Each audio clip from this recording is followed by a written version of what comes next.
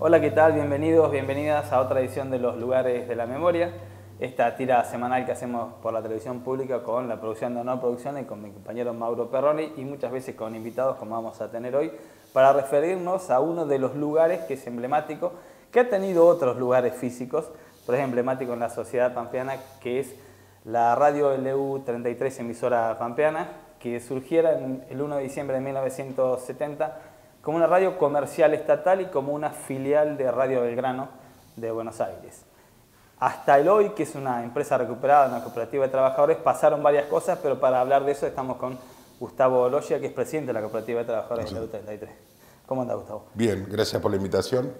Bueno. En todo este recorrido, arrancó una radio comercial. Exacto. Que muchas veces tiene estas visiones de poder convertir a un medio que generalmente no es lo más rentable que hay en una empresa que dé muchas ganancias. Exactamente, los arranques de LU 33 en el formato AM, obviamente, un formato que era muy fuerte a principios de los 70, durante toda la década del 70 y los 80, la radio tenía ese formato de comercial, sobre todo, ¿no es cierto?, para tratar de subsistir y vender su propia publicidad, y además en un apogeo no solamente desde lo que tenía que ver desde lo artístico, sino también desde lo que era la programación, lo que era la cantidad de empleados que había. En esa época la radio estaba, como bien decías vos, instalada sobre Avenida San Martín, un edificio que no era de la radio, pero así fueron los comienzos, fueron muy exitosos, una radio que además, a pesar de las cuestiones tecnológicas que todavía eran muy incipientes, la radio salía al interior, tenía mucha presencia, ¿no es cierto?, a pesar de que era una AM y que llegaba fuerte al interior, salía mucho con transmisiones y esas cuestiones, ¿no? Claro. Decías edificio en el registro civil. Exactamente, exactamente. Ahí fue la primera locación. Había una radio anterior, que era Radio Nacional Santa Rosa, 20 años antes, pero sin embargo es como que LU 33 logró meterse más en los pueblos, más en el campo. Era muy tradicional escuchar de temprano los mensajes que se pasaban puesteros de una, o en realidad gente de campo, de un lugar a otro. Exacto. Sí, a ver, a mí me parece que Radio Nacional ha tenido siempre, ¿no es cierto?, como un aspecto de apuntalamiento más cultural, ¿no es cierto?, y LU 33 siempre fue un poco más comercial. Entonces, obedecía un poco más a la lógica de mercado, si le podemos decir, ¿no? Entonces, esto también tenía que ver con el tipo de música, con el tipo de programa, pero además también en la característica de dónde está emplazada la radio, en la provincia de La Pampa, el comunicarse, ¿no es cierto?, con zonas rurales que en esa época, 70, 80, no existían, ¿no es cierto?, los medios de comunicación o de contacto que tenemos hoy en día, ¿no? Entonces la radio era fundamental para mandar un mensaje, para recibirlo, para señalar o comunicar algo. Sí, ¿quién no se acuerda? Cachito diciéndole a Mabel, te espero en tal lugar. Sí, sí. Era un cruce de ruta, algún lugar, ¿no? O encerrar la hacienda, que voy para allá, a tal hora.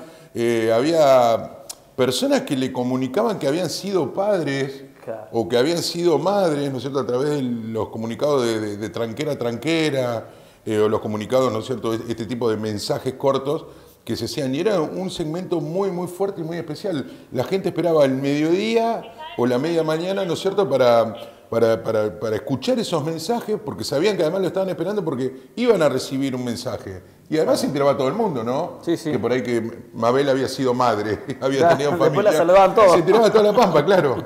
Así que bueno. Ese perfil que vos comentás, sobre todo esta parte inicial, ¿era un perfil buscado, así, digamos, como formato, o se fue dando en esta misma cuestión de perfil comercial, entonces atendiendo estas demandas por ahí de la población? Yo creo que se fue dando porque obedecía también, fue un poco, ¿no?, la demanda misma de la audiencia, ¿no?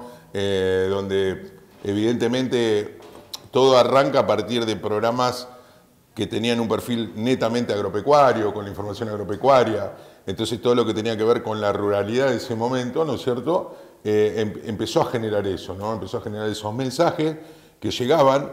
Muchas veces ni siquiera llegaban por teléfono, llegaban en formato de una nota, que venía alguien, yo me acuerdo de esto porque yo trabajaba de muy chico, empecé a trabajar en la radio, llegaba alguien que vos no sabías quién era, con un papel que estaba el mensaje escrito, ¿no es cierto?, y decía, esto es para el programa del mediodía o para el programa del campo, ¿no?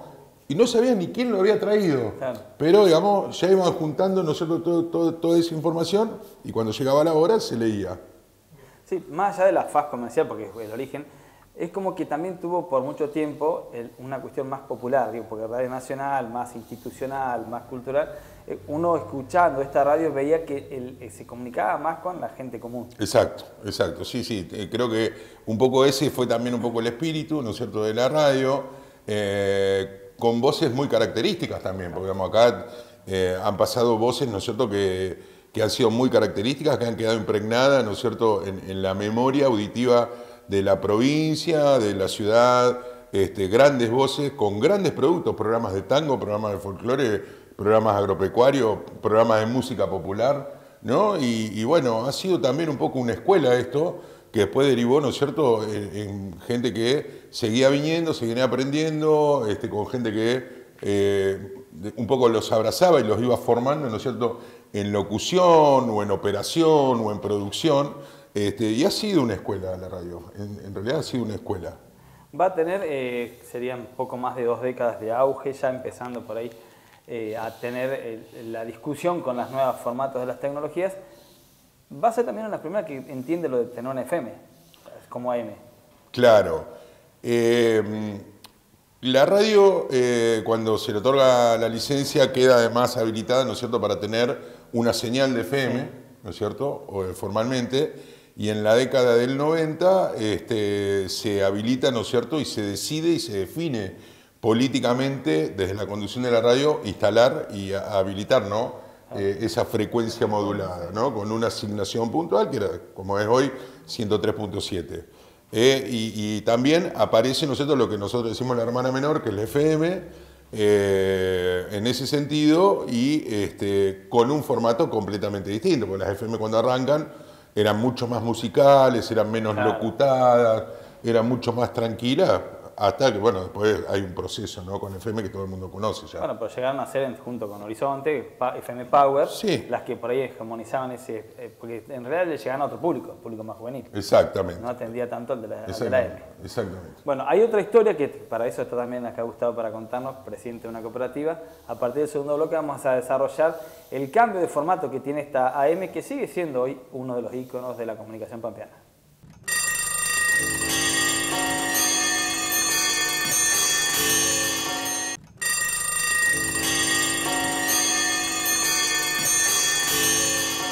Continuamos en los lugares de la memoria, nos íbamos a la pausa ya cuando aparecía la FM Power, porque viene con la privatización, ¿no? Viene con Exacto. El cambio de formato del EU33. Exacto.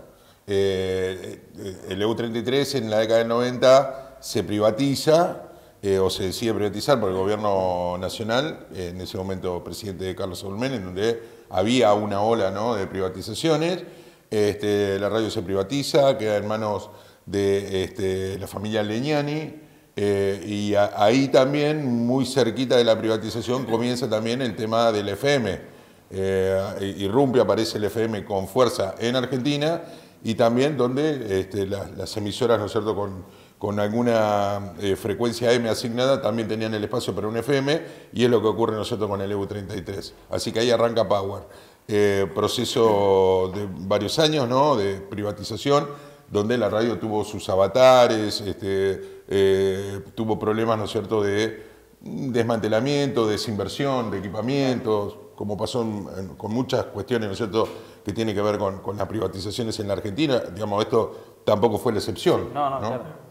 Claro, para una familia vinculada a la Pampa, tampoco es entendible por qué, más allá que se presenten y cómo hicieron, a quién se la dan, una familia vinculada con a un sector como el automovilismo muy exitoso. Exacto. Por ahí pensaban que podían proyectar ese éxito a esta radio. Exacamente. Creo seguramente fue la intención inicial. Debe haber sido la intención inicial, lo que pasa es que después, en el devenir del tiempo, los primeros dueños, de la mano de Carlos Legnani, después aparece Luis Legnani, que es el hermano, que se dedicaba a representar futbolistas, no sé si se acuerdan. Sí. Aparecen los dos, y después, bueno, se va Carlos Legnani, queda Luis Legnani, y de Luis Legnani aparece un empresario bodeguero mendocino que es César Catena. Sí. ¿No? Y en realidad, a ver, haciendo una operación que no se puede hacer, no podés vender la radio, no se puede vender porque está con licencia, digamos, tiene todo un marco jurídico muy complejo y muy sólido, entonces no podés vender una radio, no podés vender una frecuencia, y más si es AM, con la FM también, ¿no es cierto? Además las concesiones tienen un tiempo determinado. Exactamente. Ahora, ¿qué pasaba con ustedes, los trabajadores en esa época? Digo, ¿hubo muchos cambios cuando se privatiza? ¿Más o menos mantuvieron la plantilla? Bueno, en principio, digamos, hubo algunos cambios, porque digamos, de que hubiera un formato de interventor o director en la radio, digamos, en la privatización cambia el formato, porque tenía un directorio, tenía el dueño, y empieza también a regirse y a manejarse de otra manera, ¿no? O sea, se bajan las directivas de gente que supuestamente entendía algo de medios, o no, ¿no es cierto? Pero sí cambia un poco el clima también, ¿no es cierto? Como todo, gente que estaba contenta, gente que no, pero bueno, es un cambio que repercute fuerte adentro, ¿no? De la plantilla de la gente, donde LEU llegó a tener, creo, a veces, llegó a tener como 60, 70, 80 empleados, ¿no? En su momento de esplendor. ¿Previo a la concesión o exacto. ahí en ese Previo. O sea, la época de oro de LEU 33 tenía muchísimos empleados, creo que llegó a tener una plantilla, entre 60 y 80 empleados tenía. Que eran vendedores, la gente administrativa, toda la parte artística, discoteca, bueno, un montón de cosas, ¿no? Un montón de sectores que tenía en la radio. Bueno, formato que va cambiando justamente porque si bien Internet recién es incipiente para cuando se privatiza, pero sí ya tenés el teléfono, ya hay otros medios de comunicación que van dejando, sobre todo con la característica de la radio AM, para un sector que la quiera elegir, y muchas de ellas que se te retransmiten por FM. Sí. Cambiando la ecuación del negocio. Exacto, empieza a crecer, ¿no es cierto?, todo lo que es el tema del FM, que digamos, no es que se desregula, pero sí empieza a aparecer FM como... Trucha, claro, exactamente. Y empiezan a aparecer FMs, ¿no? Y el mercado, vos imaginate, históricamente, LEU en Santa Rosa, en una competencia, si querés, la competencia con Radio Nacional, que no era tampoco una competencia, Radio Nacional no tiene la necesidad de injerencia en el mercado, ¿no? Digamos, era prácticamente la única radio, a que de repente aparecen las FM y se inunda FM Santa Rosa, ¿no es cierto? Y empieza a ser un mercado mucho más competitivo entre las FM, y también que eso repercute en todo el mercado comercial, porque estas radios siempre dependieron, ¿no es cierto?, de la pauta publicitaria del medio, ¿no? Esta, exacto. Sí, claro. Provincias como esta, sin el Estado es muy difícil sostener el medio. De todas maneras, tenía una ventaja, seguía siendo, yo me acuerdo de haber vivido ese tiempo y escuchar la radio, que la Power se agarraba en todos lados, porque tenían mejores equipos que las FM que nacían en un barrio, en una casa. Exacto, se equipa bien la radio. Y además de los equipos hay otra cuestión que me parece que es fundamental, los técnicos. Claro. Los técnicos que tenían la radio era gente que sabía y que sabe muchísimo y entiende mucho de esto, porque no es tampoco sencillo, no es fácil, no es que cualquiera puede ser técnico de una radio. Entonces los técnicos históricos de la radio sabían mucho, entonces sabían calibrar bien, había buena potencia de salida, ¿no es cierto? Más allá de que cada radio establece una potencia límite, ¿no?, de salida. En teoría. En FM, bueno, sí, en teoría. Empieza justamente es con Catena, ¿no?, que empieza el problema de lo que va a ser hoy el paso, el abandono de la empresa, de un día, no sé de un día para otro, porque en realidad yo ya lo cubrí como periodista, se ve el proceso de que los iban abandonando. Exacto. Los iban dejando la empresa. Sí, se empezó a dar un proceso cuando recién aparece Catena, digamos, dijimos, se sigue internando, otra vez cambio de dueño, otra vez, ¿viste? Claro. Y con la expectativa, ¿viste? Saber con qué viene, qué va a pasar, qué sé yo. Y a modo de anécdota, Catena en un momento define y decide bajar alguna señal de Buenos Aires, de alguna radio de Buenos Aires, cosa que a nosotros nos pareció doloroso, porque siempre también en esto hubo una defensa, ¿no es cierto?, de la idiosincrasia pampeana, ¿no?, de hacer los productos nuestros. Y si no hay programa, pasamos música, ¿no? Y tratamos de pasar música que se escucha en La Pampa. Hasta ese momento no se retransmitía programas de afuera, y eso fue una decisión ahí de seguridad. Claro, esa fue una decisión de Catena, nos dolió mucho porque era a la tarde-noche, ya, ¿viste? A partir de las 6, 7 de la tarde se retransmitía esto. Bueno, y empieza también a haber un proceso de abandono, ¿no? De dejar, no lo veíamos nunca, no teníamos directivas claras. Hasta que un día desapareció y se fue. ¿Problemas con los salarios? Problema con los salarios, Claro. obviamente. Sí, mucho problema con los salarios. En el tercer bloque les contamos ese proceso del abandono de Catena hasta que los trabajadores toman la decisión, varias, pero finalizan en empresa recuperada y formar una cooperativa de trabajo de la que Gustavo hoy es el presidente. Se lo contamos en el próximo bloque.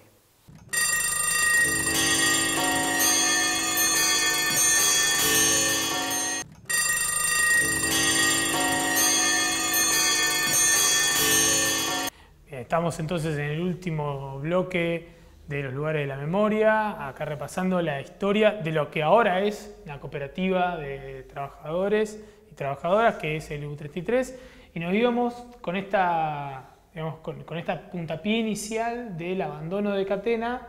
Preguntarte esto, digamos, ¿cómo fue ese abandono? Si fue abrupto, tuvo algunas interrupciones. Y bueno, el proceso de ustedes, ¿no? De qué hacer una vez que eso ya se concretó. Bueno, el abandono fue paulatino, digamos, lo que hubo fue señales claras, que muchas veces nosotros hasta nos negamos a decodificarlas como tal, ¿no? Decimos, no, pero bueno, hasta que un día no vino más. No vino más, desapareció, mandó a decir además que él no tenía más nada que ver con la radio, se sacó encima la cuestión. Con deudas de sueldo, con deudas de servicios, y desapareció. Entonces ahí internamente dijimos, bueno, ¿qué hacemos? Porque nosotros seguíamos trabajando en la radio. ¿Qué hacemos? Entonces establecimos algún contacto con algún organismo nacional. Le contamos lo que nos había pasado. ¿De qué año estamos hablando? Estamos hablando del año entre 2008 2009. 2008 se da más o menos la ida definitiva. Claro, porque es un proceso. El EU33 se conforma como cooperativa en 2010. Pero, digamos, nos llevó un tiempo a nosotros. Entonces nos sugieren, desde organismos nacionales de Buenos Aires, nos dicen, conformen una cooperativa de trabajo, ¿no? Así que ahí acudimos al INAES, empezamos a averiguar cómo era todo el tema, lo planteamos internamente, hubo gente que estuvo de acuerdo, gente que no estuvo de acuerdo, que dijo, no, yo en ese formato no me interesa, sigue trabajando en la radio, así que se corrió, ¿no es cierto?, el proyecto, y todo un grupo de gente decidimos seguir para preservar además la fuente de trabajo. Claro. Mientras tanto nosotros seguíamos haciendo aire, seguíamos trabajando en la radio con la incertidumbre de decir, bueno, no sabemos qué va a pasar en la cuestión legal, en la cuestión jurídica. ¿Y qué cobraban? Y cobrábamos lo que recaudamos. Claro, cobramos lo que recaudamos, que es lo que hacemos hoy también, ¿no? Hoy más formal, más con un formato establecido. ¿Sí? Claro, exactamente. Sí. Entonces, bueno, decidimos conformar la cooperativa, nos asesoramos muy bien, nos ayudó mucho la gente del INAES. Creo que hubo también un marco político propenso para esto, que era el gobierno de Cristina, estaba Cristina, y digamos, empezamos a ver que aparecían cooperativas de trabajo, justamente, ¿no?, por empresarios que abandonaban empresas, ¿no? En La Pampa mismo ya había habido experiencia, en Pico incluso, ¿no? La histórica en Pico, además que también había tenido esa experiencia previa. Esto también fue parte, ¿no es cierto?, de todo ese movimiento nacional que hubo. Así que... tenían un tema adicional, que la radio estaba sujeta a una licencia. Claro, la radio estaba sujeta a una licencia. La cooperativa no te garantizaba tener licencia. No, lo que nosotros logramos es, con una jueza, ¿no es cierto?, lograr el permiso para la explotación de la licencia, que eso es lo que te da el marco legal para decir, ustedes qué hacen acá, utilizando esta licencia, ¿no es cierto?, bueno, logramos, ¿no es cierto?, el respaldo jurídico a través de un fallo de una jueza, ¿no es cierto?, que nos permite hacer usufructo de la licencia, ¿no? Sí. Usar la señal del EU y de Power, ¿no es cierto?, en favor de la cooperativa de trabajo. Zapa, bueno, Gustavo. Sí. Zapa, lo conocemos como Zapa. ¿Cuántos trabajadores hoy sostienen la cooperativa? ¿Hoy? Sí. Mira, asociados cooperativos directamente hoy somos 10, aproximadamente. Y lo que sí, nosotros lo que tenemos son muchos espacios vendidos. Claro. Y, digamos, en la gente que compra el espacio, digamos, nosotros tenemos una mirada que es muy comunitaria y es muy cooperativa también. O sea, no es que vos venís, comprás el espacio y yo digamos, lo acompañamos, lo consideramos como un compañero de laburo más. cuidamos mucho de esa gente también, digamos, no es un trato distante como si hubiera sido cuando era la radio comercial que alguien venía y compraba el espacio y decía, bueno, tenés que pagar del 1 al 5, ¿verdad? ¿Viste? No, tratamos, entendemos las cuestiones, ¿no es cierto?, que ocurren en la economía, con las subidas y las bajadas. Así que, digamos, yo creo que hoy en día, de las dos radios, y fácil 50 familias, 50 personas, tienen algún tipo de relación con esto. Ahora, ese formato de comunicación con la gente lo sostiene. Sí. O con otros medios, pero lo siguen sosteniendo. Sí, totalmente. Y, por ejemplo, a ver, una de las cuestiones, una mala noticia es que LU hace un tiempo decidimos transmitir hasta las 8 de la noche. ¿Por qué? Porque el consumo de energía eléctrica con la disparada de la prestación de servicio de lo que tiene que ver con la electricidad nos complicó muchísimo, ¿no? O sea, se nos fueron por las nubes las tarifas, así que decimos, bueno, transmitir hasta las 8 y a las 8 apagamos LU.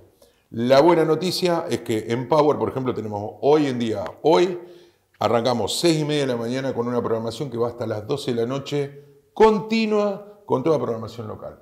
Vos de 6 de la mañana a 12 de la noche en Power, hoy tenés todos programas locales que trabajan, gente de acá genera trabajo, digamos, ese es el contenido, obviamente, y siempre defendiendo, ¿no es cierto?, esta cuestión de la idiosincrasia pampeana, Santa Roseña, defender lo nuestro, ¿no? Que te digan la temperatura acá y no se un corte en Puente de la Noria, ¿no? Claro. Es un poco eso. Última pregunta, sí, en esta reestructuración, en el espacio en el que está ahora la radio, más o menos ¿desde qué año están acá? Esto fue, a ver, la radio históricamente tuvo dos problemas. Uno, se le inundó la planta transmisora que estaba en la laguna al lado del Club Náutico y fíjense lo que son las vueltas, ¿no? El escribano Nemesio le dona un terreno a la radio, mi viejo era interventor ahí en ese momento, le dona el terreno por la zona sur y ahí se emplaza la nueva planta transmisora. Y después el edificio donde estaba, que ahora fue el registro civil ya nomás, pertenecía a la provincia y la radio tenía una cuestión que era nacional, no era provincial. Así que el gobierno provincial lo reclama con el gobierno, creo que fue el primer gobierno de Rubén Marín, así que tienen que dejar allá y se adquiere este predio, ¿no? Que es una casa que además tiene un valor histórico donde hay cosas que no se pueden tocar, de la fachada principal. Tiene con una arquitectura bastante novedosa porque va para abajo, se hacen todos los estudios casi subterráneos y bueno, nada, acá en pleno centro se tiene que mantener un montón de cosas que no se pueden tocar, así que eso debe haber sido 86, 87 más o menos, 86, 87. Bueno, lo importante ya para el cierre es que el LU33 y Power siguen sonando y van a seguir sonando y es la decisión que tienen todos ustedes.